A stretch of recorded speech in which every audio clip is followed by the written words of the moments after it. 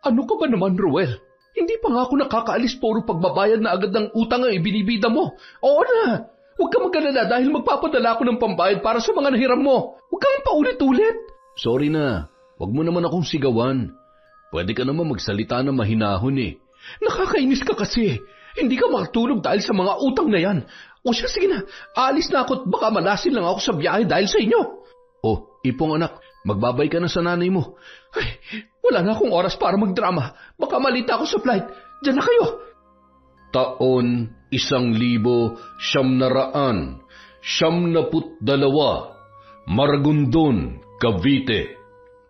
Bandang 7:00 ng gabi, kauuwi pa lamang ni Feli mula sa pagtitinda ng isda sa palengke. Yun na ang naging kabuhayan niya simula nang siya ay mag-asawa. Naabutan niya sa bahay ang kabiyak na si Ruel habang abalang inaasikaso ang 10 taong gulang na anak nila na si Ipong. Halos kararating pa lamang din ng lalaki galing sa pagtatrabaho bilang isang construction worker.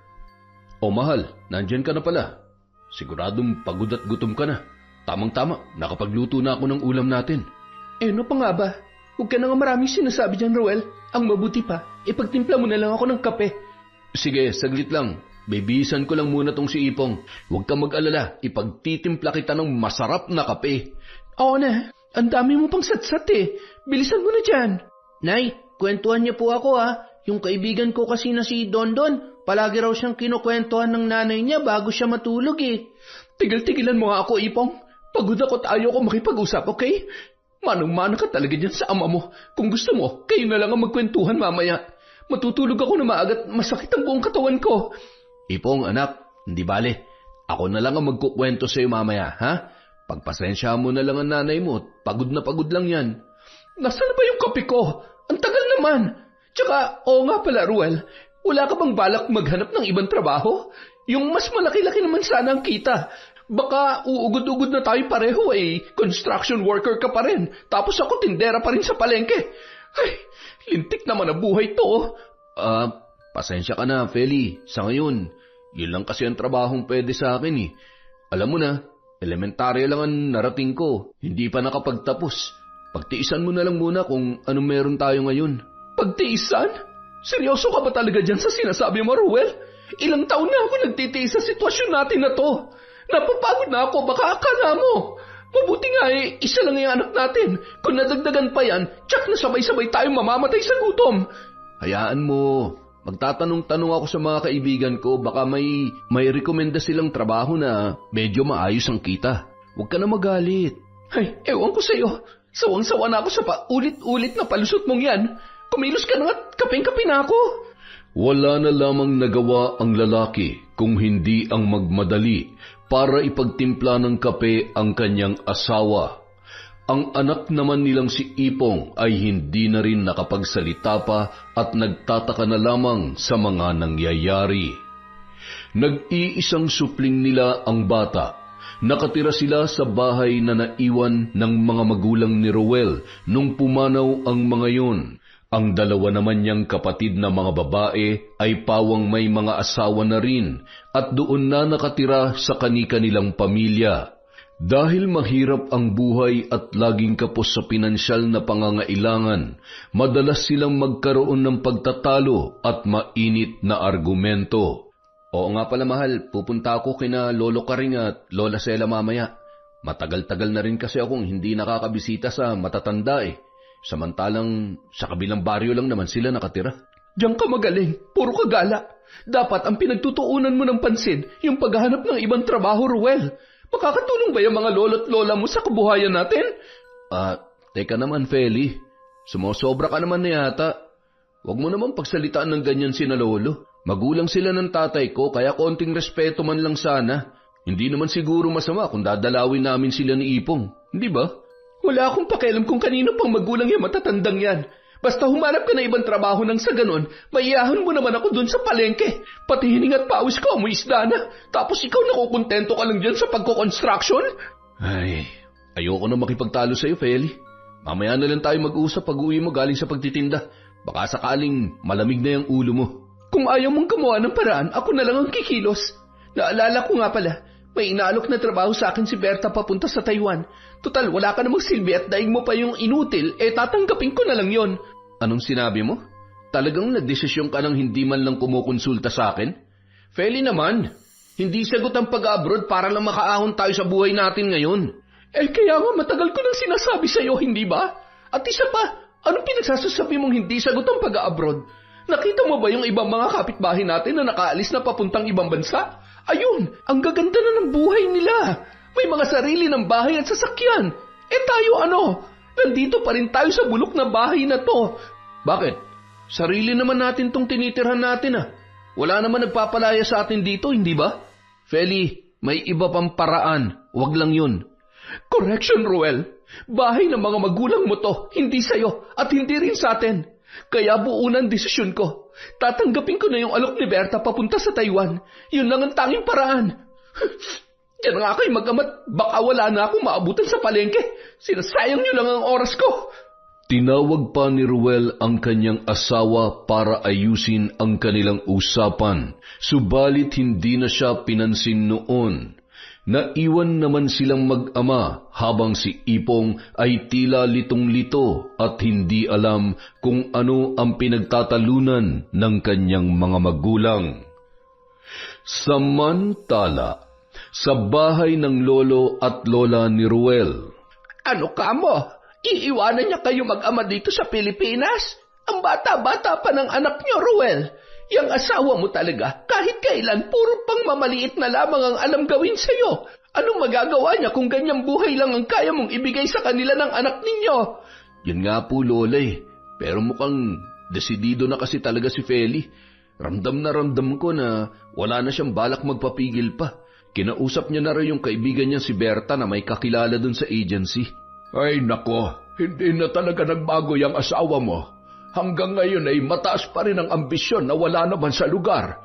Nauunawaan ko na gusto lang niya makaahon kayo sa kahirapan. Pero hindi ba? Parang masyado yata siyang nagpapadalos-dalos sa mga desisyon niya. Hayaan ko na nga lang siya kung yun talagang gusto niyang gawin, Lolo Pero wag na wag niya akong sisisihin kapag may masama nangyari sa kanya dun. Wag naman sana. Tay, saan po ba pupunta si nanay? Matagal po ba siya mawawala? Malayo po ba yun? Ay, oo anak, malayo yun. Pero huwag ka mag-alala, babalik din agad ang nanay mo. Magtatrabaho lang siya sa Maynila. Huwag ka mag-alala, Apo. Habang wala ang magaling mong ina, dito ka na muna sa amin para may kasama kami ng lolo karing mo. Gusto mo ba yon? Opo, Lola. Gusto ko nga po dito na tumira Pero, paano po si tatay?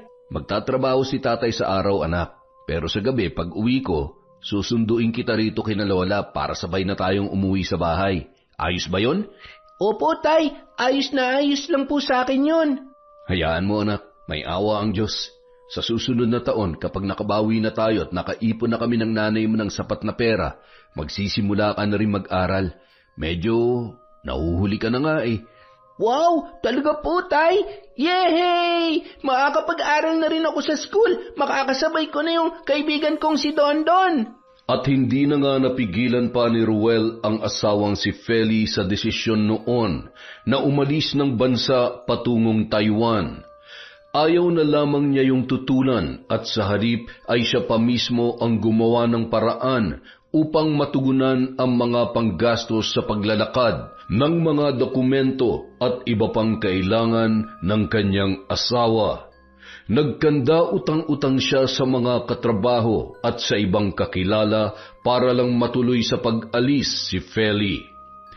Isang gabi, kararating pa lamang ni Ruel sa kanilang bahay mula sa pagsundo sa anak nila sa bahay ng kanyang lolo at lola. Iniiwan niya kasi roon ang bata sa tuwing wala sila sa bahay at nasa kanya-kanyang hanap buhay.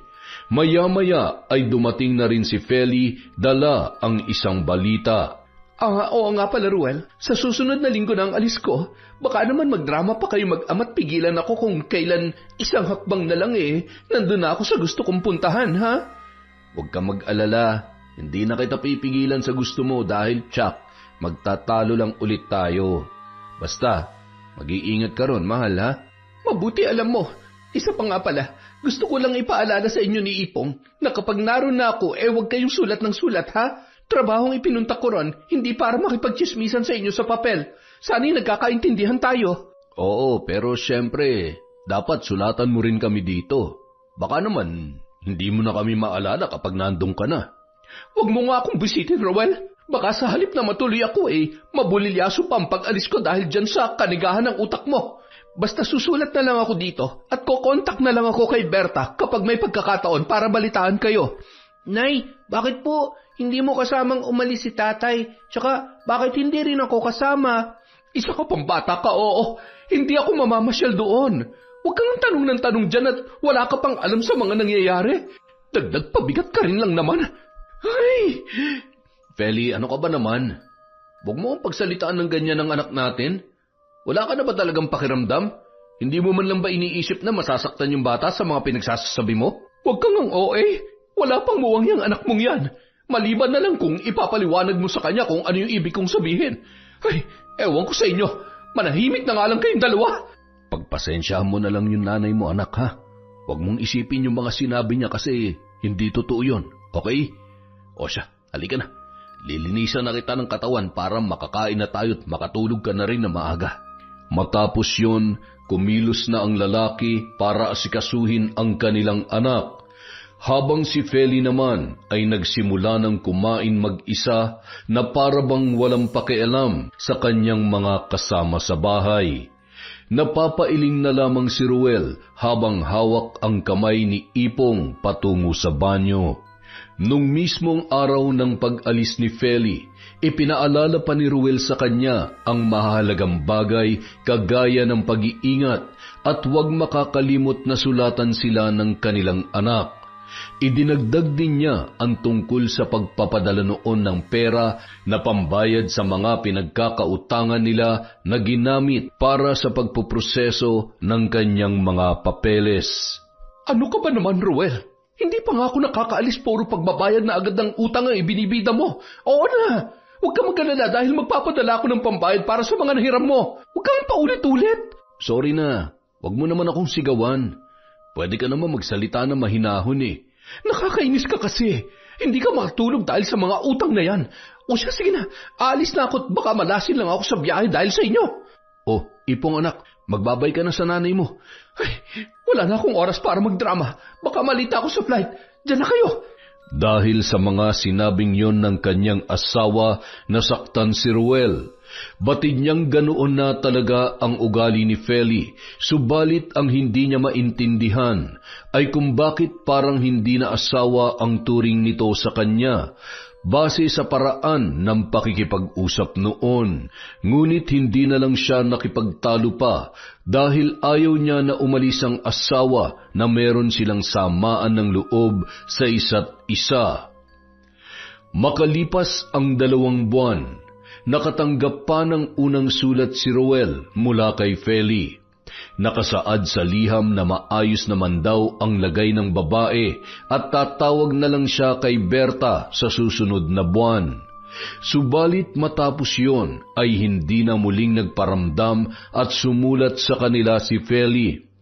Iniisip na lamang ng lalaki na baka wala pang panahon at wala pang sapat na oras para sumulat sa kanila.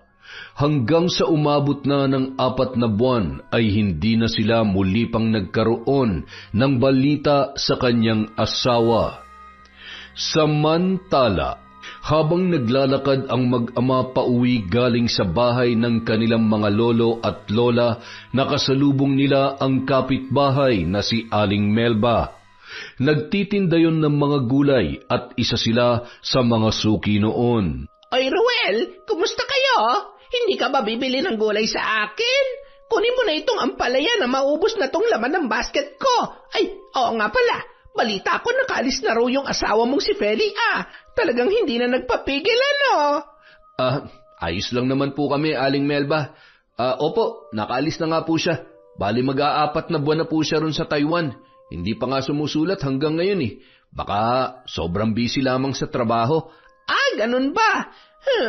Hintayin mo lang, baka naman tumitsyempo lang yon para makapagsulat. Kung bakit kasi hindi pa kayo magpakabit ng telepono para naman mapadali ang komunikasyon nyo sa kanya. Pero Ruel, hindi naman sa tinatakot kita, ha? Gusto lang kitang bigyan ng ideya tungkol sa mga ganyang sitwasyon. Marami ng mga balikbayan ngayon ang hindi na nakakaalala sa pamilya kapag nakaalis na ng bansa. Yung iba nga doon na rin humahanap ng bagong, alam mo na. Maraming salamat po sa paalala, Aling Melba. Pero sa tingin ko hindi naman po siguro magagawa yun ng asawa ko sa amin ng anak niya. Ay, hindi natin alam yan.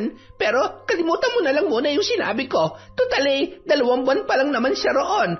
O siya, sige na. Tutuloy na ako at medyo lumalalim na rin ang gabi. Walang hiyang tsismosa yan. Sabing 4 na buwan na. Natatawa at napapailing na lamang si Ruel nang muli silang magpatuloy ng anak sa paglalakad. Nung mga oras na yun, hindi pagdududa ang naramdaman at naisip niya tungkol sa asawa. Sa halip ay labis na pag-aalala at lihim na lamang siyang nagdasal na sana ay nasa maayos yung kalagayan sa kabila ng hindi pagpapadala ng liham sa kanila ng kanyang anak. Samantala, habang nasa Taiwan si Feli ay nakilala niya ang lalaki na si Jeric. Isang kapwa Pinoy na katrabaho niya, ngunit maraming beses nang nagpabalik-balik sa naturang bansa. Jeric, magta3 buwan na tayo magkarelasyon pero wala pa akong masyadong nalalaman tungkol sa'yo. Kamusta nga pala yung pamilya mo sa Pilipinas? Bakit parang wala kang naikukwento sa akin tungkol sa kanila? Yun ba? Ang totoo, katatawag ko lang kay nanay kagabi. Okay lang naman daw sila, tsaka wala namang problema. Minsan kasi nakakasawa rin na araw-araw kayo magkakausap Lalo na kung paulit-ulit na lang yung pinag-uusapan, di ba? Isa pa, ang mahal ng overseas call sa Pilipinas. Tsaka, wag mo na nga silang alalahanin. Ang mahalaga ngayon, magkasama tayo. Naku, sinabi mo pa. Kaya nga ako, hindi mo na tumatawag at sumusulat sa amin. Tsak na, dadramahan na ako ng mag-amang yon, lalo na yung batugan kong asawa. Nako, masisira lang ang araw ko. Huwag mo ang babanggitin yung asawa mo kapag magkasama tayo. Gusto ko kapag kasama mo ako, tungkol lang sa ating 2 pag-uusapan natin, okay? Sorry na, nabanggit ko lang naman. Pero alam mo, masaya ako kasi nakilala kita rito sa Taiwan. Mabuti nga't nakakuha ko na maayos na apartment at pwede magpatuloy ng lalaking bisita para naman hindi na tayo gagastos sa hotel kapag gusto nating... Alam mo na. Yun na nga Pasensya ka na ha. Hindi kasi kita pwedeng dalhin dun sa apartment ko. Puro lalaki kasi kami ron at bawal ang babaeng bisita. Ano ka ba naman? Okay nga lang diba? Ang mahalaga lang naman sa akin yung makasama ka. At teka, sigurado ka bang wala ka talagang asawa sa Pilipinas? Baka naman marami pala kami magkakasabay sa'yo, ha? Wala binatang binata ako. Pero di ba, nasabi ko naman sa iyo nung nagsisimula pa lang tayo, marami nagkakagusto sa akin at marami rin ako nakarelasyon pero ayaw ko pa mag-settle. Okay na ako sa ganito lang, tikim-tikim lang, ganun. Pero kung ayaw mo ng ganitong setup, pwede namang wag na tayo magkita. Ganun lang kasimple yun. Sira ka talaga. Sinabi ko bang ayaw ko? Okay lang naman sa akin kahit ganito lang tayo. Isa pa, malaya naman ako habang nandito kasi malayo ang pamilya ko. Tsaka sa palagay mo ba magagawa kong iwasan at huwag makipagkita sa'yo? Araw-araw tayo magkasama sa trabaho. Yan ang gusto ko sa'yo Always on the go. Tsaka, huwag ka mag-alala, Feli. Hindi lang naman tayo may ganitong uri ng relasyon dito sa Taiwan. At maging sa ibang bansa rin, marami ang ganitong klase ng pagsasama. Ang mahalaga naman dun yung masaya lang tayo, di ba? Iwanan na muna natin yung mga taong panggulo dun sa bansang inalisan natin pansamantala. Kung sabagay, tama ka rin naman. Halika na nga. Isang round pa tayo. Bitin pa ako Mula nang makilala ni Feli si Jeric, agad niya yung hinangaan at hindi na hiniwalayan pa. At kahit batid niya na hindi para sa seryosong relasyon ng lalaki, ay pumayag siyang makipag-ugnayan doon, kapalit ng pansariling kaligayahan habang nandoon siya sa Taiwan. Nang mga panahon na yon, hindi na niya inisip pa ang asawa at anak na naghihintay ng kanyang sulat at nag-aalala sa Pilipinas. Samantala, sa bahay ng lolo at lola ni Ruel, hindi ko alam kung bakit hanggang ngayon hindi pa rin sumusulat sa amin si Feli, Lola. Nakausap ko na rin yung kaibigan niyang si Berta. Hindi pa rin daw tumatawag sa kanya yung asawa ko. Nag-aalala na po ako sa kanya. Halos maglilimang buwan nang hindi siya sumusulat ulit sa amin ng anak niya. Kung hindi ba naman isa't kalahating engot yung asawa mo, Ruel, dapat siyang unang tumatawag kay Berta para ipaalaman lang sa inyo ng anak mo na maayos lang ang lagay niya roon nang sa ganun ay hindi ka nag-aalala ng ganyan. Alam naman niyang si Berta lamang ang tangi may linya ng telepono sa mga kakilala natin. Isang beses pa lamang siya nagpapadala ng liham simula nung makapunta siya ron Sus Mariosep na babae yon. Wag na po muna nating sisihin yung asawa ko. Hindi pa nga po natin alam ang tunay na sitwasyon niya dun Gusto ko lang makasiguro na ligtas siya dun. Sana'y hindi totoong masamang hinala ko dyan sa asawa mo, Ruel. Pati yung mga naiwan niyang utang na dapat sana siya nagbabayad, ikaw na ang umaako. Tapos ngayon wala? Ewan ko nga po, Lola. Hindi ko na alam ang gagawin at iisipin Pero sa ngayon, yung buhay at kaligtasan muna ni Feli ang importante sa akin. Ay nako, wag ko lang malalaman na may masamang ginagawa yung babaeng yan. Sabihin mo lang sa akin at hindi ako mag-aalangang barangin siya, katulad ng ginawa ko noon sa mga taong tumarantado at lumapastangan sa atin.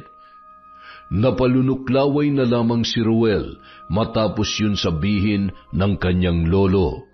Batid niya kung ano ang tinutukoy noon at hindi lingid sa kanyang kaalaman ang mga nagawa na nitong pambabarang sa mga tao na nakaaway dahil sa pangwawalang hiya sa kanila.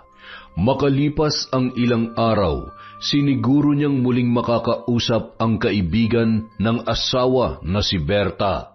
Doon lamang kasi yung naglalagi at tumatambay sa palengke.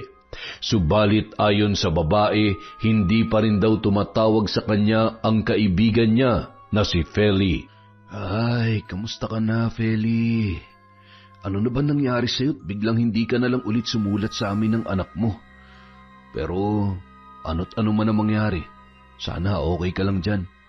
Tay, bakit po malungkot ka? May problema po ba? Wala naman anak.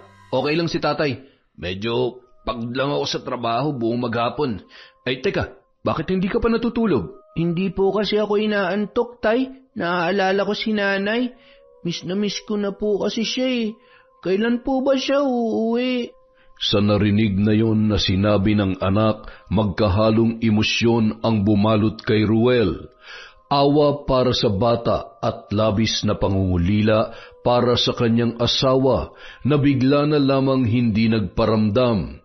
Subalit hindi niya yon ipinahalata sa anak. Sa halip ay sinabi na lamang niya na malapit nang umuwi si Feli at sinikap niyang ibahin ang kanilang usapan. Makalipas ang ilan pang mga buwan, sa wakas ay nakatanggap na sila ng liham mula sa kanyang asawa. Iniabot yon sa kanya ng kapitbahay na si Aling Melba. Mabuti naman at nariyan ka na, Ruel. Ay, sandali. May bibigay ako sa'yo. Tiyak na matutuwa ka. Aling Melba, kung gulay po yung ibibigay nyo, wag na po muna ngayon. Hindi ko pa nga po na iluluto yung binigay nyo kahapon Sa susunod na lang po siguro. Anong gulay ba yung pinagsasasabi mo riyan? Heto may dumating kang sulat kanina mula kay Feli. Ako na muna nagtago dahil nasa trabaho ka yata. At wala naman riyan ang anak mong si Ipong. Sulat? Teka, akin na nga po. Diyos ko, salamat naman at naalala ulit ni Feli na sulatan kami ng anak niya. Maraming salamat po, Aling Melba. Sige na. Basahin mo na yan sa anak mo nang matuwa naman yung bata. Alam kong matagal nyo nang hinihintay yan. Paano? Papasok na ako sa bahay at baka masunog yung sinaing ko. Sige po, Aling Melba. Maraming salamat po ulit. Masayang binasa ni Ruel ang sulat ng kanyang asawa habang kaharap ang anak na si Ipong. Ayon sa liham, Maayos naman daw ang lagay ng babae at miss na miss niya na ang dalawa. Nabanggit rin ng asawa niya na magpapadala raw ng pera sa susunod na buwan para ipambayad sa nasabing utang nila. Subalit hindi sinabi sa liham kung ano ang dahilan at kung bakit ngayon lamang ulit siya nakapagpadala ng mensahe. Dahil sa labis na kasiyahan, agad niyang ipinaalam kina Lolo Karing at Lola Sela ang tungkol sa liham ng kanyang asawa. Mabuti naman at nakaalala pa yung asawa mo, Ruel. Ang akala namin ng lolo mo tuluyan na siya maglalaho katulad ng iba na nakapunta lamang sa ibang bansa nakalimutan na ang kanilang pamilya. Hindi naman po kasi ganun ang asawa ko, Lola. Naniniwala ako na may problema lang at nagkaroon ng aberya kaya hindi siya nakasulat agad nitong nakaraang mga buwan. Paano mo naman malalaman ang totoong dahilan Hindi naman kamo niya sinabi dyan sa liham. Pero hayaan mo na. Mabuti na yun at kahit papano ay nalaman na natin na buhay at humihinga pa pala siya. Kaya nga po, Lolo, kahit papano nabunutan na ako ng tinik sa dibdib. Oo nga pala, magpapadala raw siya ng pera sa susunod na buwan para ipambayad sa mga utang namin. Sumulat nga rin ako pabalik at sinabi kong wag na muna niyang isipin yun. Ang mahalaga, ayos lang siya ron at nasa mabuti siyang kalagayan. Huwag isipin. Tapos ano? Ikaw na naman ang mahihirapan at magkakandakuba para magbayad ng mga perang siya naman talaga ang nakinabang. Tama lang na tulungan kanya magbayad ng mga yon. Mabuti sana kung nakakatulong sa inyo yung asawa mo dinaig pa niya yung kabuti, lulubog lilitaw. Hindi na lamang sumagot pa si Ruel. Sa kabilang banda, may punto rin naman ang mga matanda dahil siya ang naiwan sa lahat ng responsibilidad sa pagbabayad ng utang nila ng kanyang asawa. Makalipas ang isang buwan, tinupad naman ni Feli ang pangakong magpapadala ng pera. Ang iba roon ay ginamit ni Ruel para sa pangangailangan nila ng anak at ang natira ay iniipon niya para sa planong pagsisimulang mag-aral ni Ipong sa susunod na taon. Nagpatuloy ang komunikasyon nila ng asawa sa pamamagitan ng pagpapalitan ng mga sulat at naging madalas na rin ang pagpapadala noon ng pera sa kanila. Dahil doon, nakatapos si Ruel sa pagbabayad ng mga utang at naipagawa na rin ang mga sirang parte ng kanilang bahay. Nadagdagan na rin ang iniipon niyang pera para sa kanilang anak. Noong mga panahon na yon, mahigit 1 taon na si Feli sa Taiwan at ilang buwan na lamang ay matatapos na ang kontrata nito at babalik na sa Pilipinas. Samantala, nakausap ni Berta si Ruel at mayroon yung sinabi sa kanya. Ay, Ruel, buti at nakita-kita rito ngayon. Ay, oo nga pala, pumunta ka sa bahay bukas ng hapon, ha? Tumawag kasi yung asawa mo sa akin kagabi. Ang sabi, tatawag daw siya ulit bukas ng hapon at gusto kanya makausap. Talaga? Mabuti naman kung ganun. Ang hirap kasi kung sa sulat ko lang hihintayin yung mga sagot niya Ang tagal bago makarating sa amin. Maraming salamat, Berta, ha? Ay, sige, Ruel. Dito na lang tayo sa palengke magkita bukas para maisama kita sa bahay. Tuwang-tuwa naman ang lalaki sa sinabing yon ni Berta. Naisipan rin niyang isama ang anak na si Ipong nang sa ganun ay makausap rin noon ang kanyang ina. Nang mga panahon na yon, iilan lamang ang mayroong linya ng telepono sa kanilang lugar at isa lamang si Berta sa mayroon noon. Kaya bukod sa sulat ay yun lamang ang pinakamabilis na paraan sa pakikipagkomunikasyon kahit may kamahalan ang bayad. Kinabukasan. Hello, Feli, mahal? Ikaw na ba yan? Kumusta ka na? Sobrang miss na kita, mahal. Miss ka na namin ng anak mo. Ayos lang naman ako dito. I miss you too. Di ba, nasabi ko naman sa sulat na okay lang ako? Kumusta nga pala si Ipong? Si Berta nga pala, anong balita? Okay lang naman si Berta. Salamat naman at nagkausap rin tayo. Ang tagal kasi kung sulat lang tayo aasa. Sana, mahal, dalasan mo naman ang pagtawag dito kay Berta. Oo nga pala, kasama ko si Ipong. Gusto ko raw makausap. Ay, ano pa nga bang magagawa ko nandyan na yan. Pero sige, wag lang masyadong matagal at baka lumaki yung babayaran ko sa bill ng telepono. Agad namang inabot ni Ruel sa anak ang telepono para yun naman ang makausap ng kanyang ina. Tuwang-tuwa ang bata na halos mapaiyak pa nang marinig ang boses ni Feli. Subalit ilang saglit lang, tila biglang lumungkot ang mukha noon at muling iniabot sa ama ang telepono. Tay, kakausapin daw po kayo ni nanay. Wala na raw po siyang sasabihin sa akin Ganun ba? O siya, sige anak, akin at ako na lang ang kakausap. Hello, Ruel. Kaya ako tumawag dahil gusto ko lang ipaalam sa inyo na uuwi na ako. Tatapusin ko na lang yung natitirang 4 na buwang kontrata ko rito. Tsaka baka hindi na rin ako makapagpadala ng pera at hindi na rin ako makasulat. Talaga, mahal? Sa wakas, magkakasama na rin tayo. Makakasama ka na rin namin ng anak mo. Okay lang kung hindi ka na makakapagpadala. Nakaipon naman ako kahit paano mula ron sa mga naunang ipinadala mo Oh, siya, sige na. Ibababa ko na to at marami pa akong gagawin. Ha? Teka, akala ko ba na-miss mo na rin kami ng anak? Hindi na natapos pa ni Ruel ang dapat sana ay sasabihin dahil narinig niyang ibinabana ng nasa kabilang linya ang telepono. Malungkot man, nakadama pa rin siya ng kasiyahan sapagkat kahit sa maikling sandali, muli nilang nakausap ang kanyang asawa.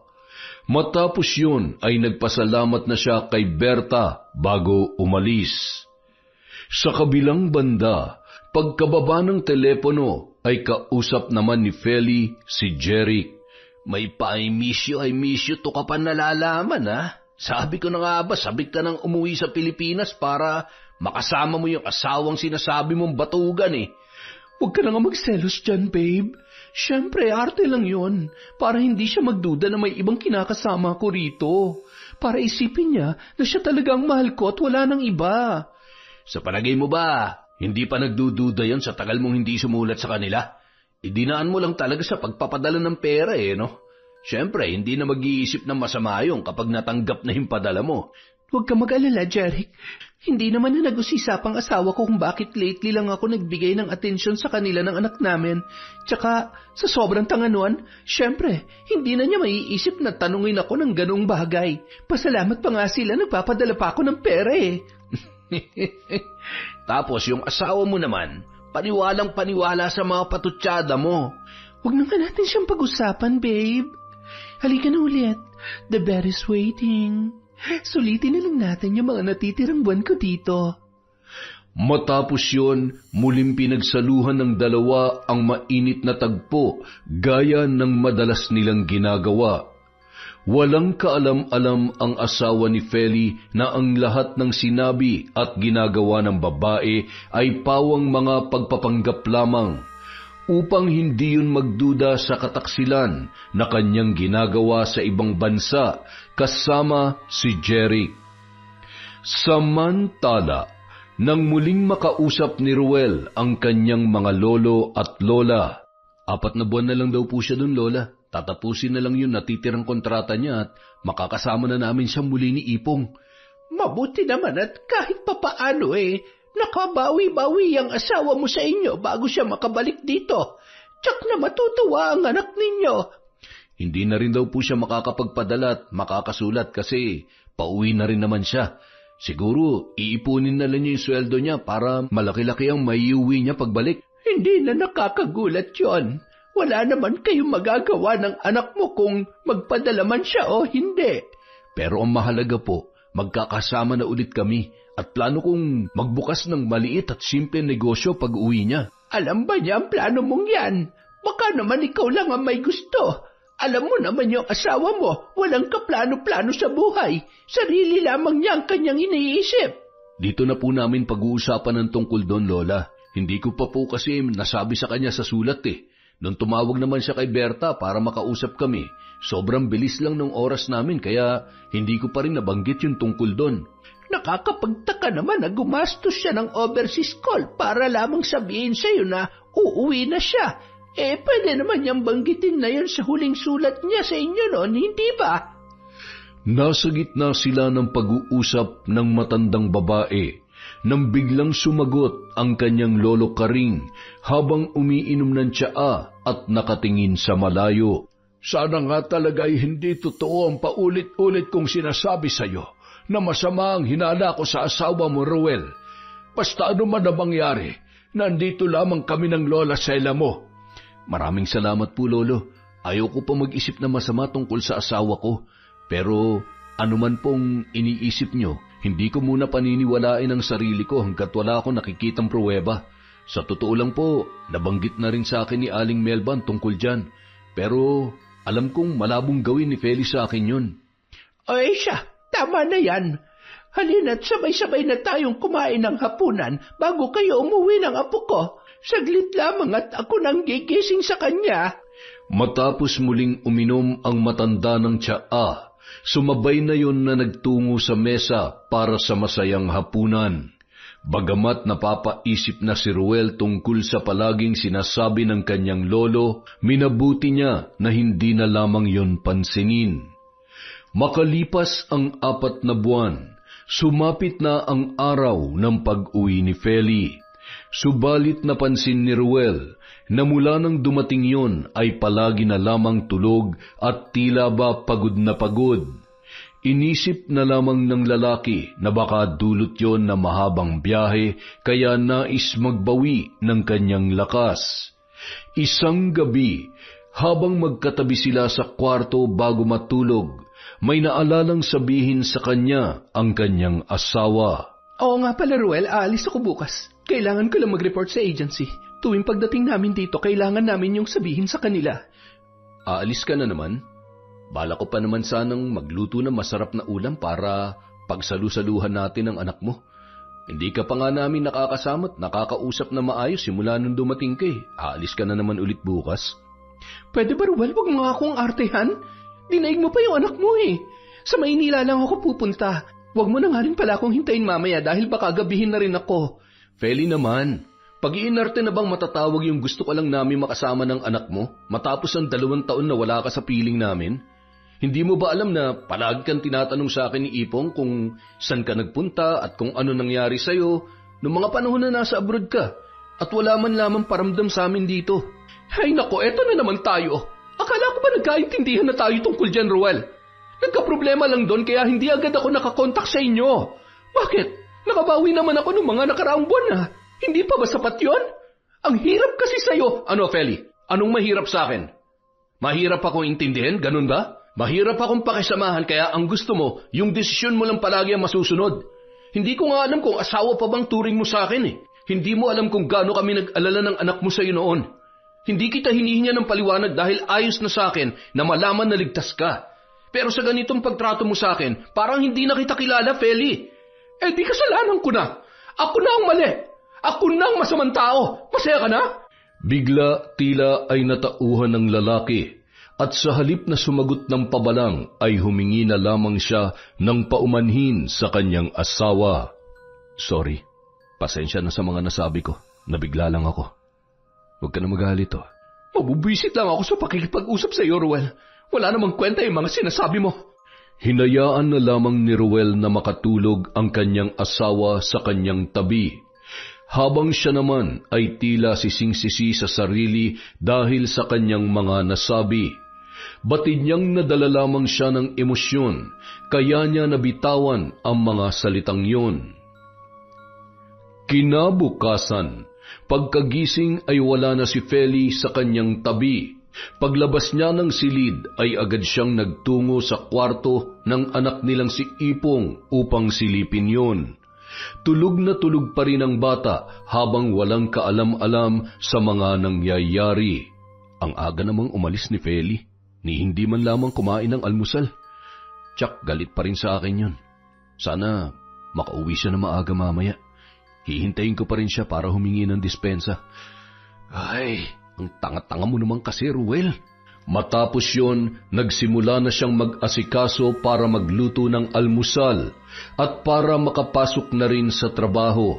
Ginising na rin niya ang kanilang anak para maihatid na sa mga lolo at lola gaya ng palagi niyang ginagawa. Samantala, habang magkasama sa isang hotel sina Feli at Jeric sa Maynila. Jeric, babe, sigurado ka bang pananagutan mo tong pinagbubuntis ko? Oo naman, babe. Sasama ba naman akong umuwi sa dito sa Pilipinas kung hindi ako seryoso? Oo, aaminin kong nasabi ko dati na ayaw ko pa magsettle. Pero mula nang makilala kita, bigla na lang nagbago yung pananaw ko na yon. Nagdududa ka pa ba?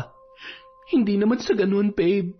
Gusto ko lang kasing makasiguro na kapag iniwan ko yung asawa ko may mapupuntahan ako. Kasi sa totoo lang, mahal na kita at hindi ko na mahal si Ruel. Huwag ka mag-alala. Pananagutan kita at magsasama tayo na masaya sakaling iwan mo yung asawa mong yun para sa akin. Hindi kita pababayaan. Maniwala ka. Yan ang gusto ko sa iyo, baby. Napaka-sweet mo talaga. Halika na nga habang 2 months pa lang si baby. Magpakaligaya muna tayong dalawa. Ang hindi alam ni Ruel ay kasamang umuwi sa Pilipinas ang lalaking katrabaho at kalaguyo ng kanyang asawa mula sa Taiwan. At sa madalas na pag-alis ng babae ay lihim silang nagkikita noon sa Maynila. Noong una, hindi pa yun pinag-iisipan ng masama ni Ruel. Subalit 2 buwan matapos makauwi ng asawa ay mas madalas pa ang paglabas at ang pagpunta ni Feli sa syudad. Bukod doon, tila mayroon na siyang kakaibang napapansin sa pangangatawan at mga ikinikilos ng kanyang kabiyak. Mukhang napapadalas na yata yung pagpunta mo sa agency, mahal. Kailangan ba talaga 2 beses sa isang linggo kang nandoon? Oo, kailangan yon para sa mga documentation. Tsaka, syempre, marami rin silang itinatanong sa akin tungkol sa kung gusto ko pa bang bumalik doon o kaya naman tungkol sa mga benepisyo na pwede ko makuha sa susunod na punta ko. Ah, ganun ba? Ibig sabihin, may balak ka pa palang umalis ulit. Teka, parang napapansin ko, medyo lumalapad ka yata, mahal. Ang sikip na kasi sa'yo niyang blouse na suot mo Ah, yan ba? Wag mo na lamang pansinin. Natural, medyo tataba na ako kasi 2 buwang wala na akong trabaho kaya hindi na nakakapagbanat ng buto. Tsaka, bakit ba itong katawan kong pinagdidiskitahan mo? Wala lang. Siyempre, asawa kita kaya kung may pagbabago man sa'yo kahit sa pinakamaliit na detalye, mahalata ko kaagad yun. Kung ano-ano na lang yung iniisip mo, Ruel. Itulog mo yan. Baka alis na nga at baka mali pa ako sa meeting namin sa agency. At gaya ng madalas mangyari, wala na lamang nagawa ang lalaki kung hindi ang tanawin ng asawa habang papalabas ng pinto ng kanilang bahay.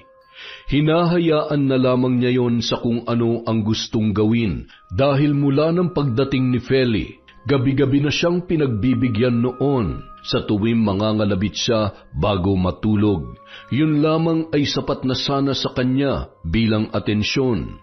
Samantala, sa isang malamig at tahimik na silid habang magkasamang muli sina Feli at Jeric. Babe, nakakahalata na si Ruel sa tiyan ko. Ilang buwan na akong buntis at sigurado ako na mas mapapansin pa niya ito sa mga susunod na buwan. Anong gagawin ko? Ano ka ba naman, Feli? Hindi ko alam na nahawa ka na rin pala sa katangahan ng asawa mo. Ano pa ba? Di sabihin mo, buntis ka sa kanya.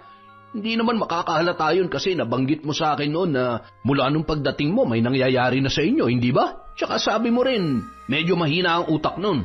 Bakit ko pa aaminin sa kanya?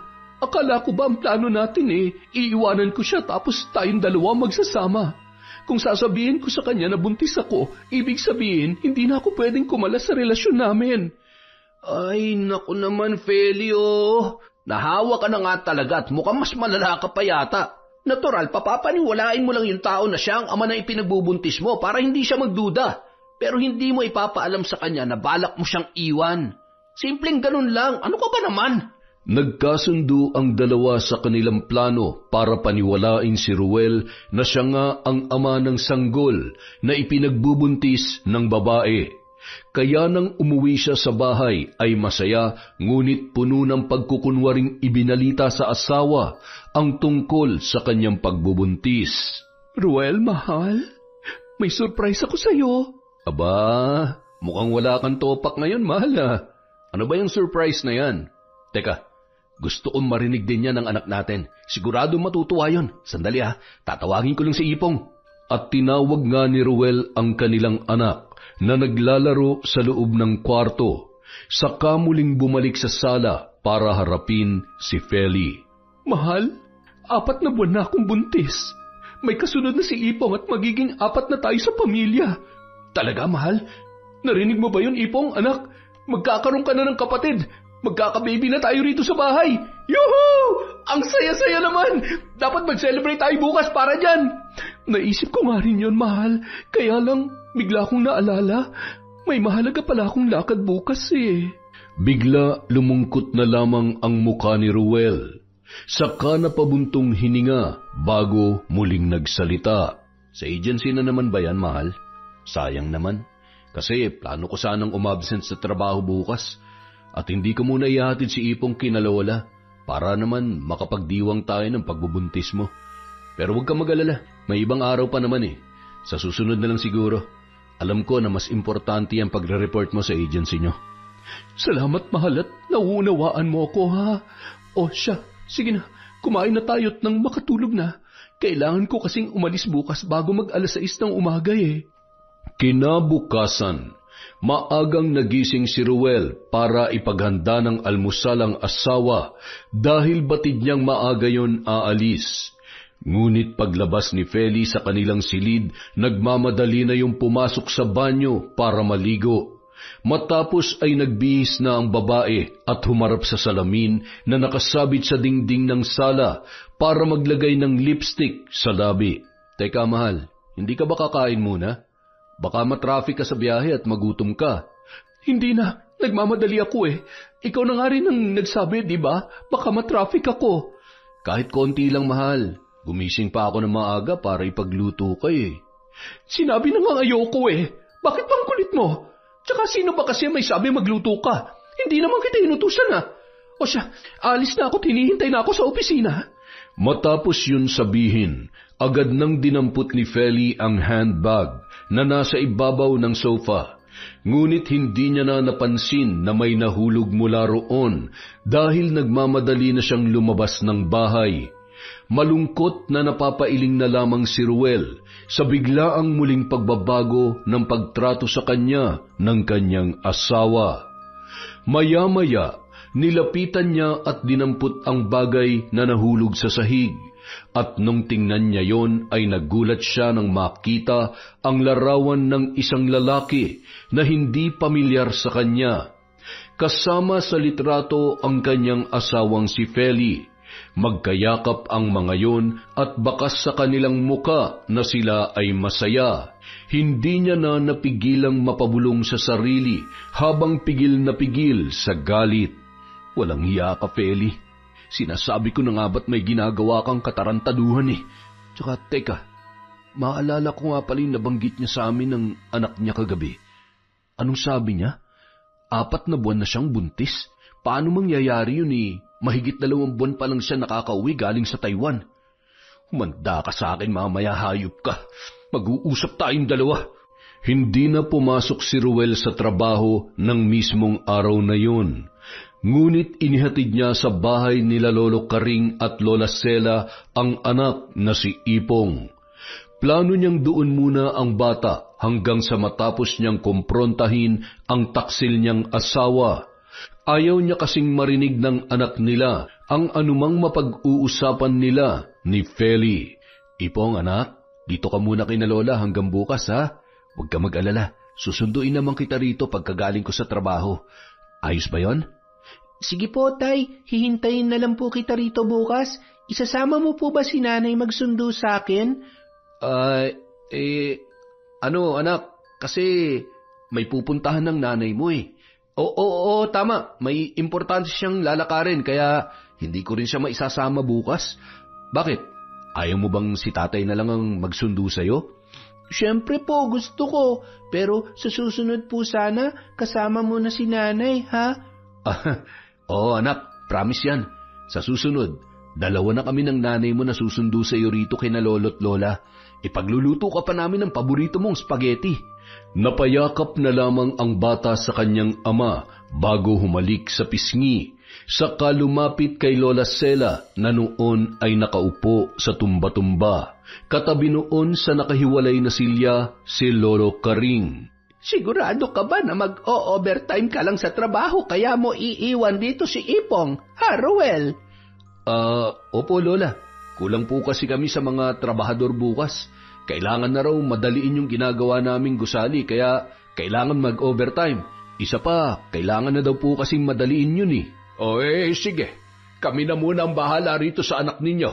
Teka, ano ba kasi ang importanteng lakad ng asawa mo pati ang nag-iisang anak ninyo ay hindi niya man lamang mabantayan? Hindi naman sa tumatanggi kami ng lola mo na alagaan itong apo namin. Nagtataka lamang kami kung bakit palaging umaalis siyang si Feli, kahit mula pa nung umuwi siya buhat sa ibang bansa. Lo, ganun po talaga kapag galing sa abroad.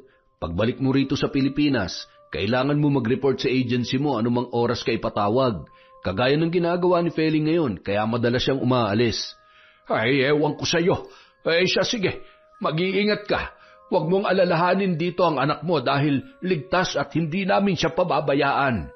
Maraming salamat po, Lolo. Lola, sige po, tutuloy na po ako. Matapos yun, agad na siyang umalis.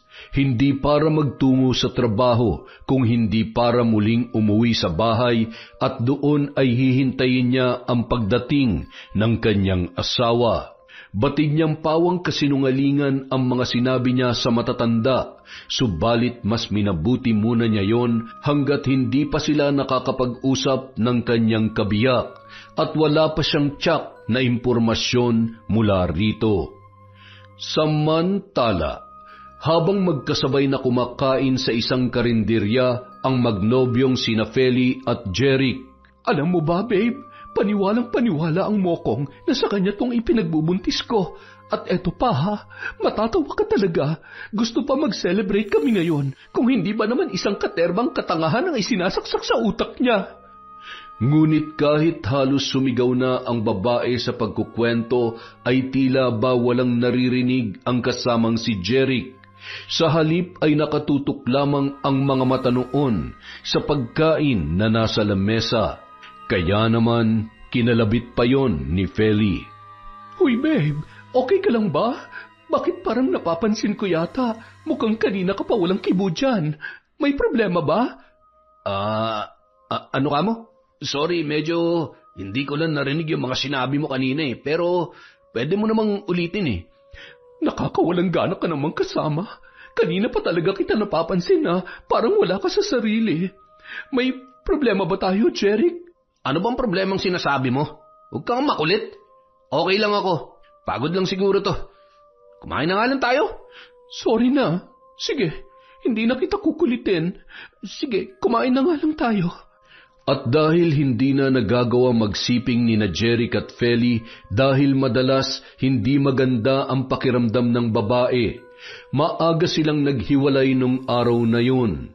Agad namang umuwi si Feli para makapagpahinga dahil pakiramdam niya ay pagod na pagod siya dahil sa mahabang biyahe mula Maragondon, Cavite papunta sa Maynila at nagbalikan pa.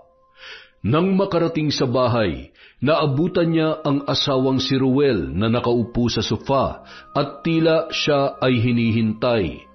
Madilim ang ekspresyon ng mukha noon at tila galit sa kanya.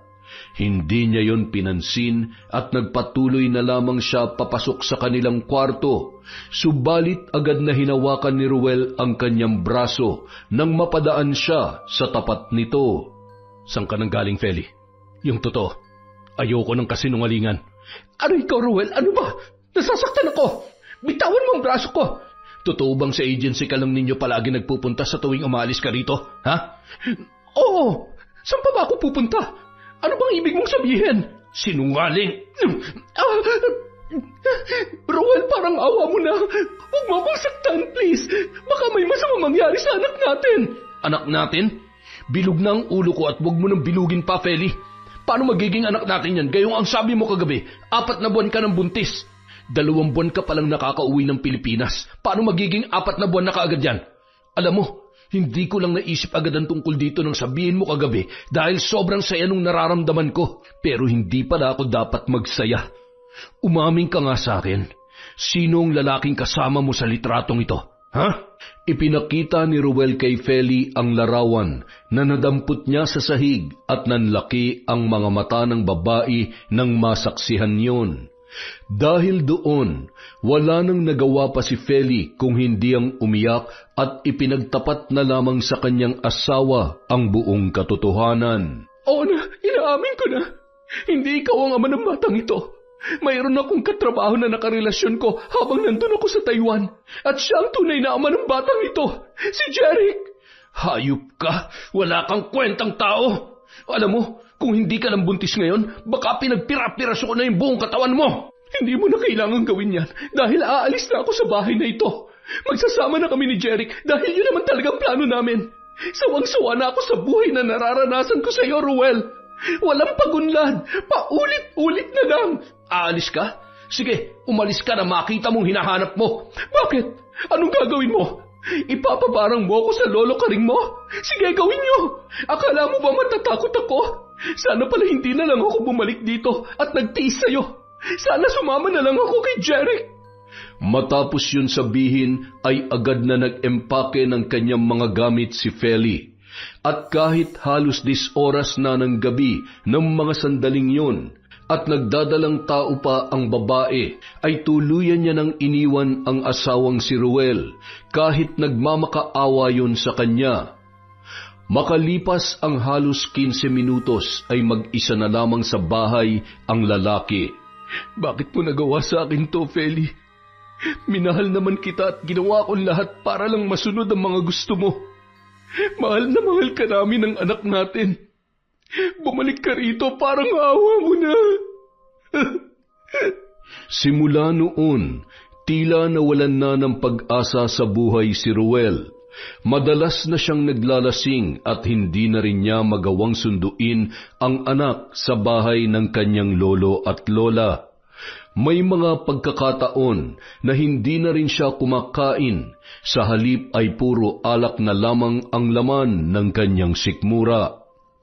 Isang araw, lasing na lasing siyang nagtungo sa bahay ng 2 matanda. Doon ikinuwento niya ang lahat na nangyari mula sa pagtataksil na ginawa sa kanya ni Feli hanggang sa ginawa nitong pag-iwan sa kanila ng kanyang anak na si Ipong. Gulat na gulat at halos hindi naman makapaniwala ang 2 matanda. Ay nako, bakit ngayon mo lamang ito sinabi? Kaya pala ilang araw nang hindi mo nasusundo itong si Ipong dahil palagi kang lasing. Ang walang hiyang babae na yon, nakuha pang magtaksil samantalang hindi naman siya naging mabuting ina sa anak ninyo. Nagkatotoo na nga ang sinasabi ko, pero hayaan mo ng babaeng yon, Apo. Ako na lang ang bahala magturo ng leksyon sa kanya. Alam mo ba ang buong pangalan ng lalaking nakabuntis sa asawa mo? Mga hayop sila. Hindi ko akalaing magagawa sa akin, Feli, ang bagay na to sa kabila ng pagiging tapat at mapagmahal kong asawa sa kanya. At tungkol naman po sa buong pangalan ng lalaki, hindi ko po alam, pero meron akong larawan nila na magkasama. Mas mainam. Kung ganun ay dalhin mo sa akin at ako na ang bahalang trumabaho sa mga walang hiyang yon. Sabihin mo lang kung kailan at kung anong oras. Hindi ako magdadalawang isip na simulan ng ritual ng kamatayan na igagawad ko sa kanila. Tay, bakit po kayo umiiyak? Ano po bang nangyayari? Nasaan po si nanay? Di ba, sabi mo isasama mo siya magsundo sa akin pagbalik mo rito at magluluto ng spaghetti? Bakit po wala si nanay?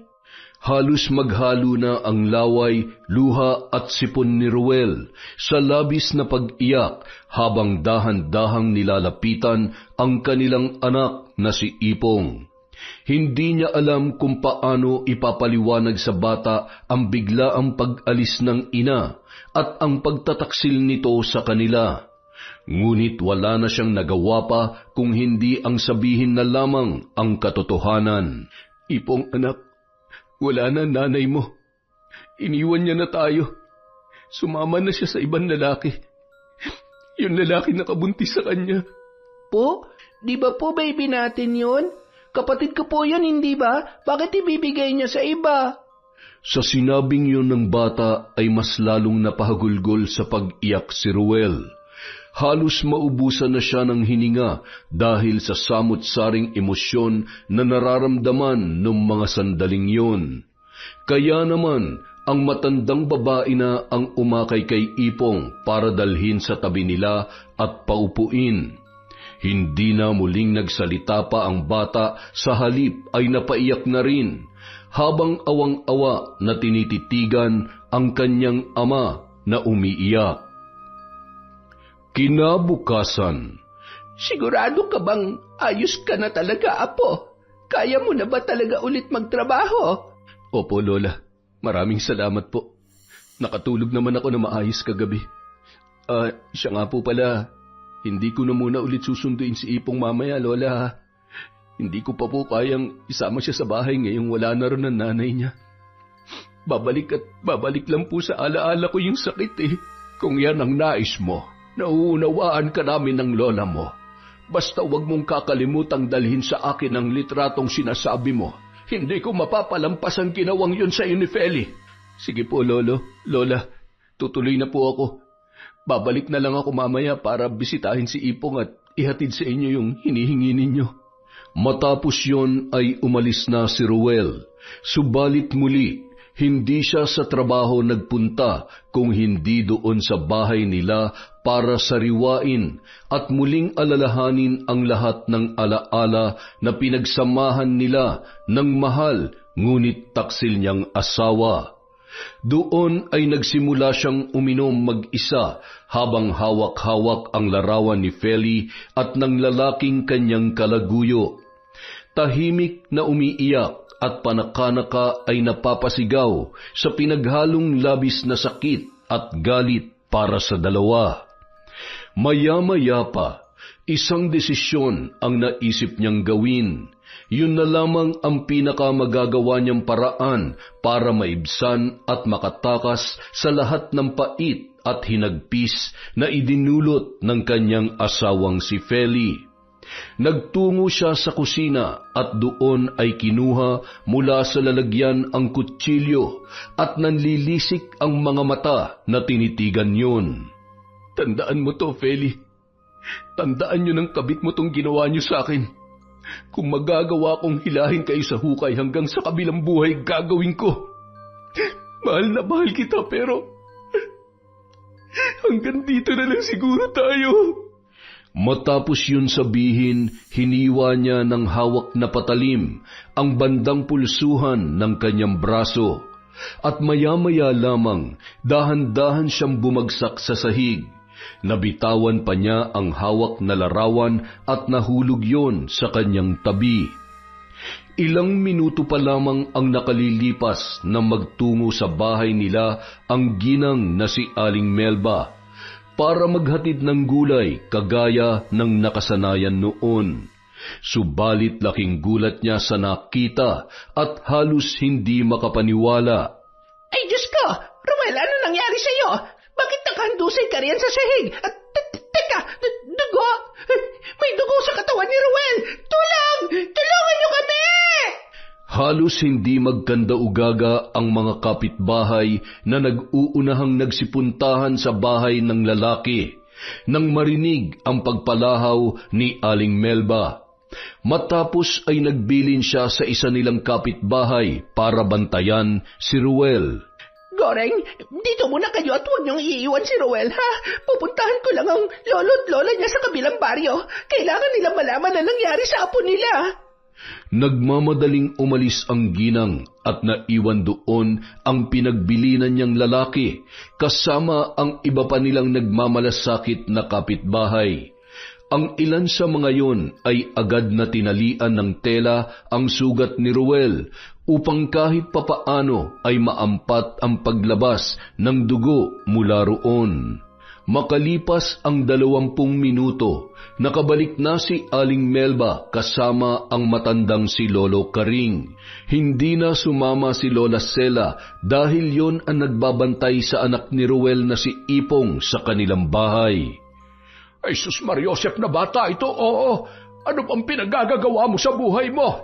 Pakiusap, buhatin niyo siya at dalhin dun sa bahay namin sa kabilang baryo nang malapatan ko ng lunas ang kanyang sugat. Magmadali kayo at baka matuyuan ng dugo si Ruel. Ay, Diyos ko, ano ba nangyari at bakit nagawa niya ang bagay na ito? Nagtulong-tulong ang ilan sa mga kalalakihan na naroon para buhatin si Ruel at maisakay sa tricycle na pagmamay-ari ng isa rin sa kanilang mga kaibigan.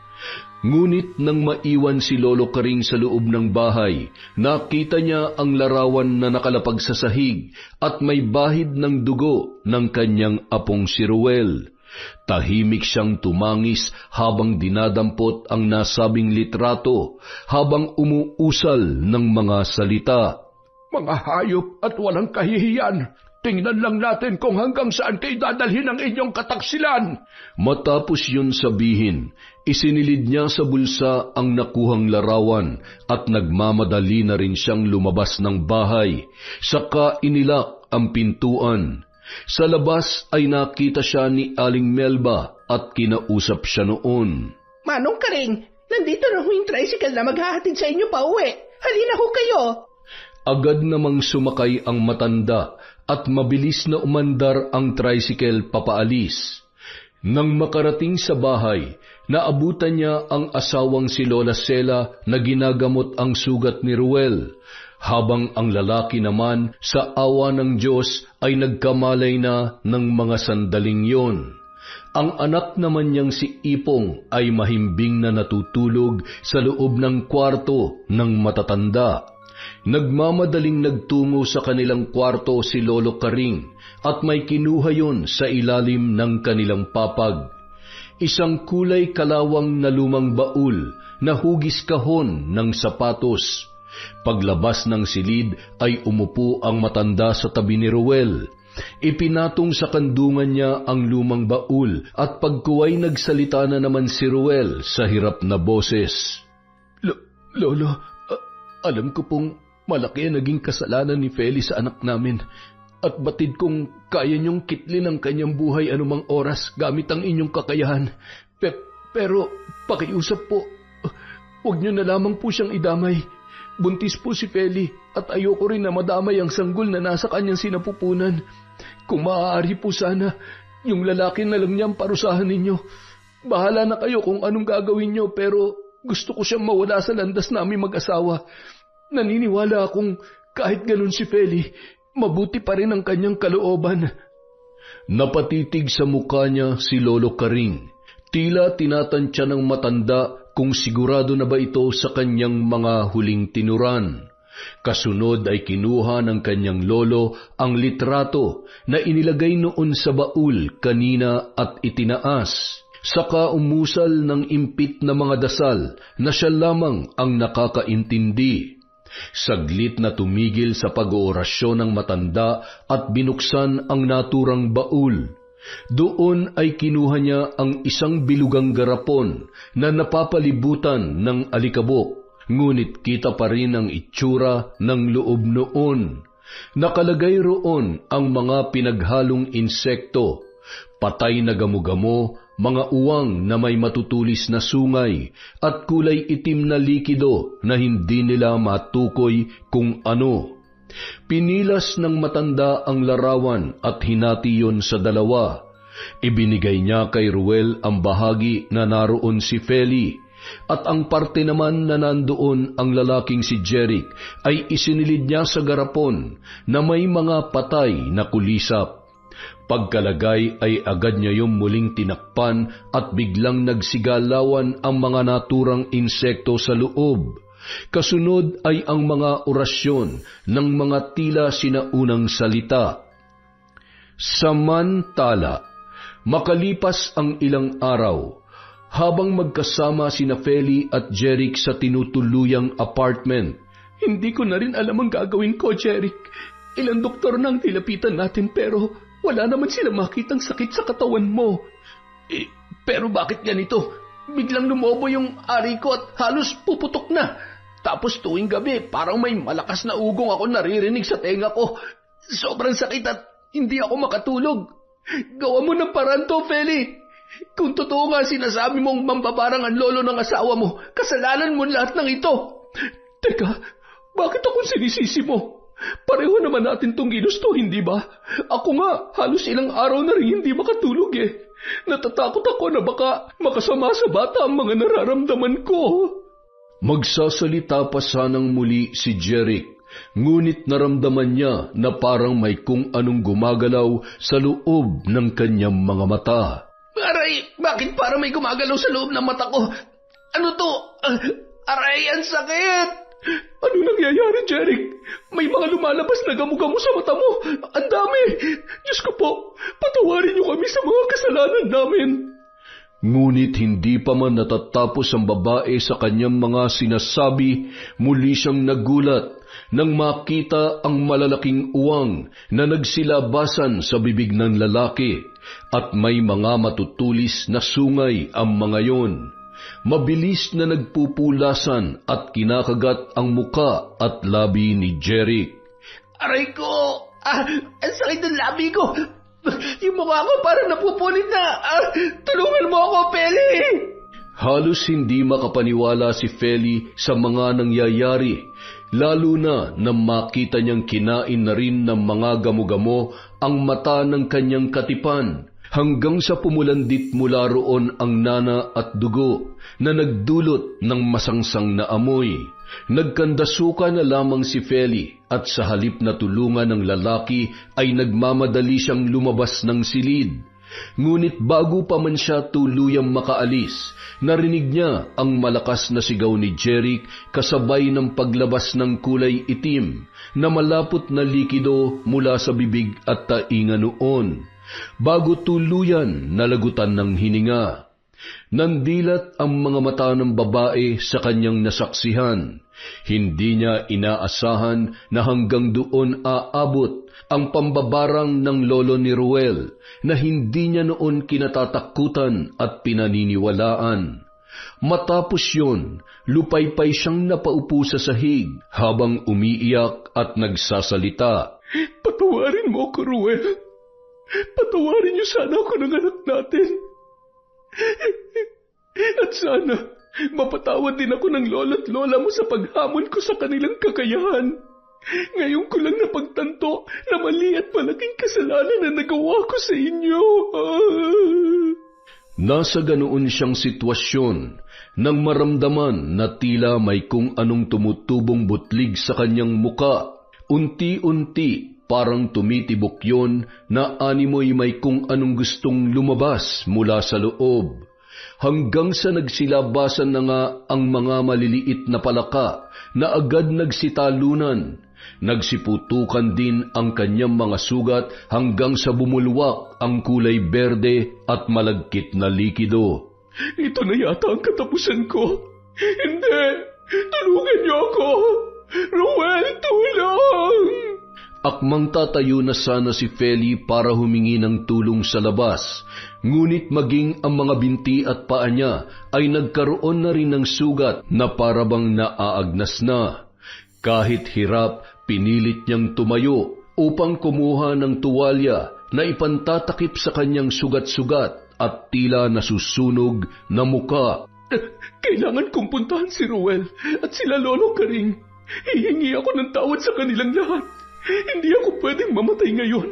May kailangan pa akong isilang na sanggol. Diyos ko, patawarin niyo sanang lahat ng nagawa kong kasalanan. Paika-ika siyang naglakad at kumilos para ihanda ang sarili at bumiyahe mula sa Maynila patungo sa bahay ng mga lolo at lola ng kanyang asawa. Wala man lang kasiguruhan kung mapapatawad pa siya ng mga yon, ngunit ginawa niya pa rin ang lahat para sumubok. Dahil sa kanyang itsura, iniiwasan siya ng sinumang makakakita at kanyang makakasalubong. Ilang mga bus at jeep din ang hindi siya pinasakay dahil inakala ng mga yon na nawawala na siya sa kanyang sarili. Mabuti na lamang may isang driver ng bus ang naawa at nagmagandang loob na pasakayin siya patungo sa lugar na kanyang pakay. Samantala, Nang marating niya ang bahay ng matatanda ay naglulumuhod siyang pumasok sa may tarangkahan. Nakita naman siya ni Ruel na kasalukuyang nagkakape sa terrace at agad siyang sinalubong na halos hindi makapaniwala. Feli, ikaw nga ba yan? Diyos ko, salamat naman at pinakinggan ni Lolo Karing yung hiling ko sa kanya na huwag kang idamay. Patawarin niyo ako ni Ipong Ruel. Ngayon alam ko nang mali ang lahat na nagawa ko. Patay na si Jeric at natatakot akong baka ako nang sumunod kung hindi ako maglulumuhod para humingi ng tawad sa inyo kasama ang lolo at lola mo. Inaamin ko na ang lahat ng mga kasalanang nagawa ko. Pangako, magbabago na ako. At sana bigyan mo pa ako ng isa pang pagkakataon. Babawi ako sa inyo ng anak natin. Nasa ganoon silang tagpo nang lumabas ng pinto si Lolo Karing. Kasunod naman niya ang asawa at ang batang si Ipong. Sabay-sabay silang napatitig kay Feli na noon ay nakaluhod pa rin sa lupa habang magkasalikop ang dalawang kamay na paulit-ulit na humihingi ng tawad sa dalawang matanda at sa kanilang anak. Hindi ako may hawak ng buhay mo, Feli. Kaya wala rin akong karapatang kitlin yon. Maliban na lamang kung pinili mong gawin ko yon. Subalit dahil narito ka at tinaamin ang iyong mga pagkakamali, gayon din ay handa kang bumawi sa lahat. Kaya pinapatawad na kita. Sana'y magsilbing aral sa iyo ang nangyaring ito, Feli. Tandaan mo palagi, hindi maiaayos ng isa pang pagkakamali ang nagawa mong mali noon. Makontento ka kung anong buhay lang ang meron kayo at kung ang gagawin mong solusyon ay makakasira lang din sa pamilya mo. Mas mabuting pag-isipan mo munang maigi bago mo gawin. Maraming salamat po, Lolo Karing, Lola Sela. Nangangako po ako na hindi ko nagagawin ang mga kasalanang nagawa ko. At sinisiguro kong magiging mabuti na akong ina at asawa sa aking pamilya. Halika na, Feli. Hinihintay ka na ng anak nating si Ipong. Ipong, anak, ito na ulit si nanay, oh. Bumalik na siya sa atin. Nay, ikaw po pala yan? Bakit ganyan ang itsura nyo? Ang dami nyong sugat at parang nakakadiri.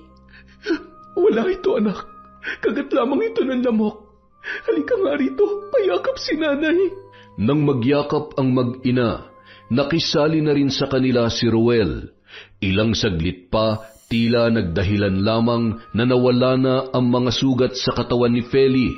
Nanumbalik sa dati ang kanyang balat at tila walang anumang nangyari.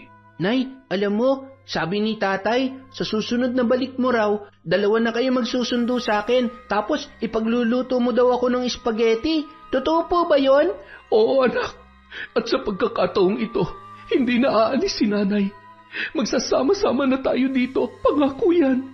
Tsaka magkakababy na rin tayo, di ba? Magkakaroon na ako ng kapatid. Sa sinabing yon ng kanilang anak, isa-isa silang nagkatinginan. Maging ang matatanda ay napabaling rin sa kanila habang kapwa nakangiti. Maya-maya pa, si Ruel naman ang nagsalita. Oo anak, magkakaroon ka na ng kapatid. Aalagaan mo siya ha. Ikaw ang kuya kaya ikaw ang puprotekta sa kanya. Muli nagtapos sa mahigpit na yakap ang usapan nilang yon, bago masayang pumasok sa loob ng bahay para simulan ang buhay na masaya, walang takot at wala ng galit sa puso ng bawat isa. Yon! Happy New Year po sa inyong lahat! Muli nagbabalik ang kwentong Enteng. Welcome 2026! At dahil dyan, meron tayong shout out. Simulan po natin kay Lent TV, hi kay LDAPS, kay Vicky Yabut, kay Salvacion Genzola, kay Marideth Hurilia, hi kay Ami Viray, kay Medelina, shout out kay Jelena Amanda, kay Sydney Crosswind, kay Gina Realiza, kay Jeng Realiza, at Regina Rose Castillo. Hi po kay Jubel Baldonasa, sa Gumok Family, Lumayam Family, at kay Erza Scarlett, Ate Che, Kuya Jay, Kuya Archie at Tatay Apollo from Rosalyn Gumok. Hi po kay Jessie Mefanya, kay Irma Umali, kay Pureza Tagiwalo, Yolanda Beher, Celia Tolentino, Mirna Castro, kay Baby Gabriela Divine, happy birthday po. Sorry late na. Love na love ka daw ni Cataleja Soto. Hi po kay Julie Tapang, Consolacion Alvarez from Annalisa Diga. Hi kay Zilfa Hara Reichardt at Tats765. Hello din po kay Robert Crimen, kay Rhea Abanza, kay Beth Mercado, kay Kim Bara, kay Josie Aniban, Jerlyn Arbado, kay Aray Mix 17. Hi kay Mariam Duca, kay Lizelle Goleta, kay Darkman.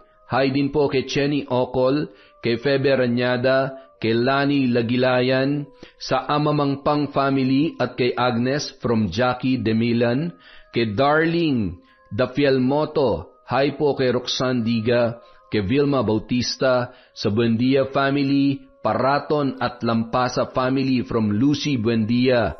Hi din po kay Elizabeth Dungka, kay Virgie Latore, kay Gemma de Ocampo, kay Annalie Untayaw from Bahrain. Hi din po kay Annalisa Chico Diga from Consolacion Alvarez. Hi kay Regan Machico, Shauma TV, Rose Da Bakel. Hi po kay Elsa Havinya, kay Hana Maylin Sesgundo, sa Marzan Umayam family, kay Ninang Remy, Tita Lydia from Jessica Sobremonte. Hi po kay Rosemary Casonete, kay Joy Yatutab.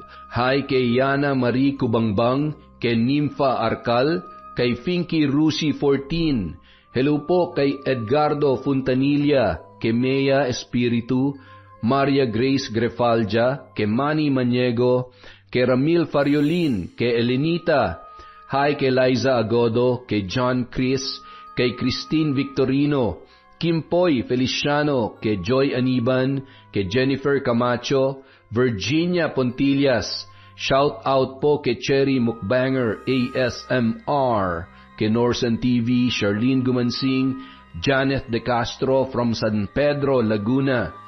Hi kay Marian Laborte, kay Sheena Enriquez, kay Gay Somodio, Yasden Love, Sonia Ramil from Bahrain. Hi po kay Rosemary Lagunsad, kay Cute Survivor from Japan. Hi kay Nita Canillas, kay Lynn Reyes, Ruby 41 at SG, kay Josephine Marcaida, kay Chantal Vlogs, Sergey R. Bernabenario Jr. Happy New Year po, sir. Kay Jessica Rojas, sa mga hindi po natin nabate, marami pa po tayong video. Again, maraming salamat po mula sa Kwentong Enteng. Happy New Year. Is Maniego at kay Jocelyn Tolentino.